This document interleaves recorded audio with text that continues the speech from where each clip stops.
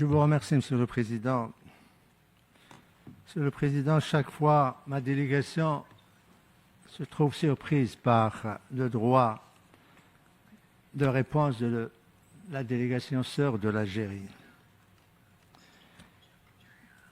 La délégation de l'Algérie se retrouve la seule dans cette salle à répondre au discours du Maroc.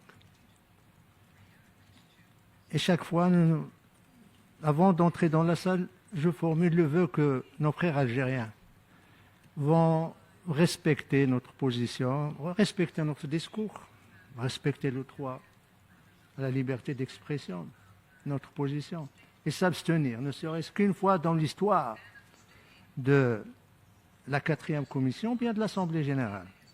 Malheureusement, c'est toujours le cas. Pourquoi ?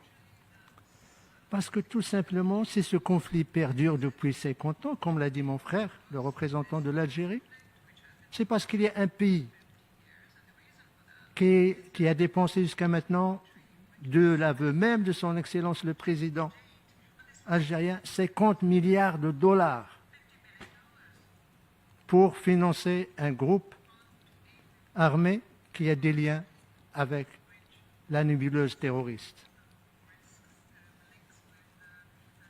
Le conflit perdure, non pas parce que l'ONU a échoué, mais parce que tout simplement l'Algérie persiste à refuser à s'asseoir à la table de négociation. Le conflit perdure parce que tout simplement l'Algérie veut une solution selon sa vision à elle, qui, pour elle, le principe de l'autodétermination, c'est le principe qui va amener à la sécession, à l'indépendance d'un État fantoche au sud du Maroc. Le représentant de l'Algérie a parlé de la Cour internationale de justice. Il oublie de mentionner que c'est le Maroc qui a demandé. Première réalité, à partir du moment où il parle de réalité. Deuxième réalité, la Cour internationale a donné raison au Maroc en disant que le Sahara n'était pas terra nullius, ce que l'Espagne et même l'Algérie soutenaient. Et troisièmement, la Cour a reconnu le principe de l'allégeance, les liens d'allégeance. C'est les liens d'allégeance qui ont toujours lié le Sahara avec les différentes monarchies du royaume depuis 12 siècles.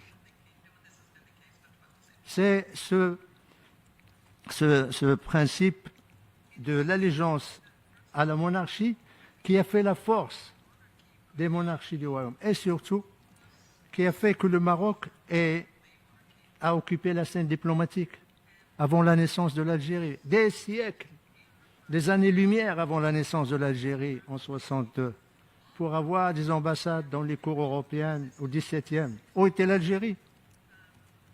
Qui a été le pays qui a reconnu, le premier pays à reconnaître les États-Unis d'Amérique. Pourquoi? C'est grâce à l'allégeance qui a fait que le Maroc a eu avec les différentes tribus du Sahara. C'est l'allégeance qui a toujours fait la force du royaume.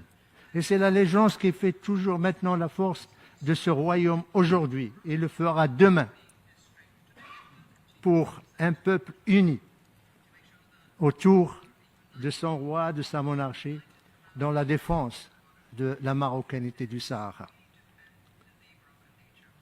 Le représentant de l'Algérie, mon frère, a rappelé la déclaration de feu roi Hassan II. C'est vrai, mais qui a déraillé? Sa Majesté a reconnu devant l'Assemblée générale qu'il respectera les résultats du référendum. Mais qui a déraillé le plan de règlement? Ce n'est pas le Maroc, c'est l'Algérie qui a refusé qu'il y ait une identification conformément aux Nations Unies, aux règles, et qui n'a pas permis d'identifier ceux qui auront le droit de voter ou non. Mais mon frère, pas du moment où il se réfère pour une fois à l'histoire de nos deux pays, je voudrais rappeler que son Excellence le Président Boumedienne, lui, avait reconnu la marocanité du Sahara devant les chefs d'État en 1974, lors du sommet de Rabat. Ça, c'est un fait et c'est enregistré, tout le monde s'en rappelle, s'en rappellera toujours. Je m'arrêterai ici, Monsieur le Président. Il y a tellement de choses à faire, mais je m'arrêterai ici par respect au temps qui est imparti.